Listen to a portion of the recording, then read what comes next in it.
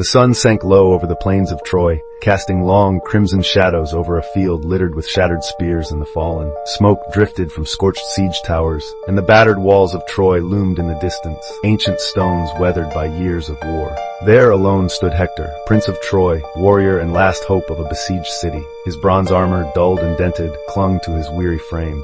Sweat and dust streaked his face, but his dark eyes still burned with grim resolve. Behind him, the gates of Troy remained shut, its people watching in fearful silence. Across the field strode Achilles, the Greeks' greatest champion, his armor gleaming like molten gold in the dying light. His face was cold, his fury quiet but terrible, driven by grief and vengeance for his fallen friend, Patroclus. The earth itself seemed to hold its breath as the two men met between the lines of their armies. No words passed, none were needed. The clash began with a flash of bronze and a shuddering cry of metal on metal. Dust rose around them as they fought, each blow from Achilles like a storm tide, each counter from Hector born of duty and desperation.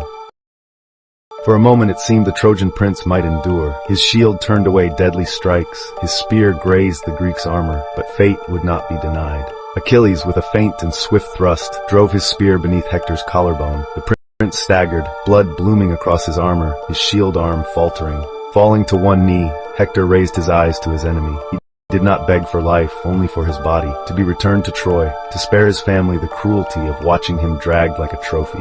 But Achilles, consumed by rage, refused. The fatal blow fell. As dusk settled, Achilles lashed Hector's lifeless form to his chariot, the body trailing in the dust. From Troy's walls, the cries of Andromache and old Priam shattered the night. Even the gods, it said, looked away. Thus Hector fell, not for conquest, but for honor. A warrior who made his final stand when retreat was easy, whose name passed into legend as one who chose duty over fear.